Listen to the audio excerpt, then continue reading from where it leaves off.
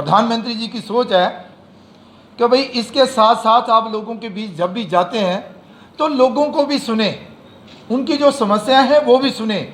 केंद्र सरकार के मतलब अगर उनकी कोई अच्छा सुझाव है तो उस सुझाव को भी लें और वो केंद्र तक पहुंचाएं ताकि उस पर भी अमल हो।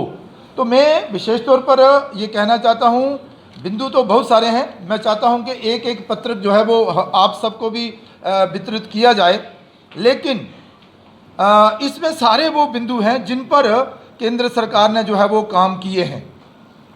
कुछ काम विकास के नाते हैं, कुछ राजनीतिक फैसले हैं, कुछ समाज सुधारक फैसले हैं, जैसे आर्थिक सुधार हैं, विकास कार्य में गति है, जम्मू कश्मीर में जो गतिविधियां हुई हैं, सुशासन हेतु प्रशासनिक सुधार, और इसके अलावा भी सामाजिक उत्थान के लिए शिक्षा क्षेत्र में, स्वास्थ्य सेवाओं में क्रांतिकारी सुधार, विस्थापितों को न्याय, लोकतांत्रिक न्याय, और इसके अलावा भी जो योजनाएं नरेंद्र भाई मोदी सरकार ने समाज को समर्पित की हैं उस सब का जिक्र जो है वो इसमें है। मैं आपको थोड़ी सी बात करके आपका कथन अपना समाप्त करूंगा। थोड़े दिन पहले मैं अखनूर गया। अखनूर में बलवाल ब्राह्मणा एक गांव था, वहां पर एक घर में गए, गरीब घर था। हमने वहां एक माता जी थी, उनको पूछा कि बताइए मोदी सरकार के 8 साल पूरे होने पर आपको कैसा महसूस हो रहा है। तो उन्होंने कहा नहीं, मोदी सरकार अच्छा काम कर रही है, लेकिन शायद हमें उसका कोई लाभ कम मिला है। तो मैंने कहा बताइए कौन सा लाभ कम मिला है आपको? क्या प्रधानमंत्री आवास योजना के तहत मकान मिला है? वहाँ के हमारे सरपंच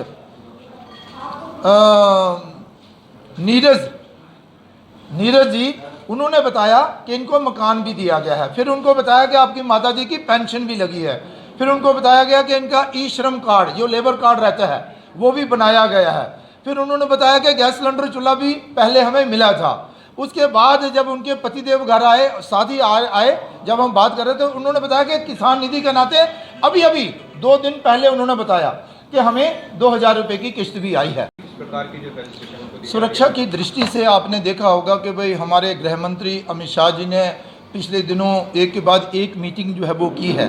अमरनाथ यात्रा सुरक्षित कंप्लीट हो जाए, किसी को कोई परेशानी ना आए, सुविधाओं की कोई कमी ना रहे, इस पर पूरा जोर दिया जा रहा है। और आपने देखा होगा कि हमारे मनोज सिन्हा जो हमारे यहाँ के उपराज्यपाल महोदय हैं, वो भी अमरनाथ यात्रा को लेकर बड़े गंभीर रहते हैं। और सारा ही प्रशासन जो है वो अमरनाथ की यात्रा सही सलामत कंप्लीट हो, देश भर से लोग आएँ, अमरनाथ जी की यात्रा करें, उसके लिए वो प्रयासरत हैं। और अमरनाथ यात्रा सुरक्षित यात्रा होगी, अमरनाथ यात्रा को कोई परेशानी आने वाली नहीं है। नौजवान जिन्हें आशा है कि भाई ये सरकार ही हमारा जो है हमें परमानेंट कर सकती है, हमें रोजगार दिलवा सकती है, और या फिर जो लोग लगे हुए हैं उन्हें लगता है कि भाई यही सरकार कर सकेगी, तो इसमें कोई दो राय नहीं है कि जम्मू कश्मीर ड्यूटी प्रशासन जो एलजी मनोज सिन्हा जी के नेतृत्व में जहां पर काम कर रहा है, उन्होंने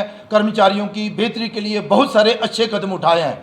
और वो कदम उठाए हैं जो पहले की सरकारों ने नहीं उठाए थे और ना ही उठा पाए थे।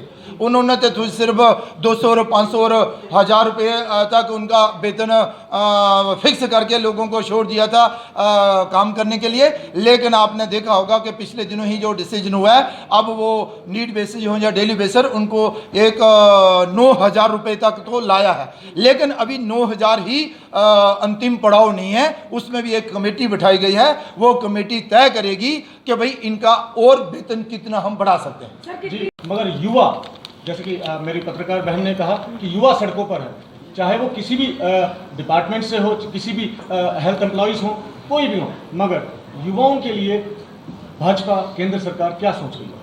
देखिए, केंद्र सरकार जम्मू कश्मीर ड्यूटी प्रशासन को पूरा सहयोग दे रही है। जैसे जैसे प्रोजेक्ट बन के दिल्ली जाते हैं वहाँ से उनको सैंक्शन किया जाता है और हमारी जम्मू कश्मीर की सरकार का जो है वो सहयोग किया जाता है। लेकिन आप भी समझते हैं, आप भी जानते हैं कि पिछली सरकारों के दौरान कितने मामले, कितनी समस्याएं, कितना बेरोज़गारी, उस सब को थोड़े समय में ही निपटा लेंगे, ऐसा संभव नहीं है, लेकिन आहिस्ता आहिस्ता गाड़ी पटरी पर आ रही है और मुझे पूरी उम्मीद है कि नौजवानों की आशाओं पर ड्यूटी प्रशासन जो है वो खरा उतरेगा। यात्रा आने वाली है, महायात्रा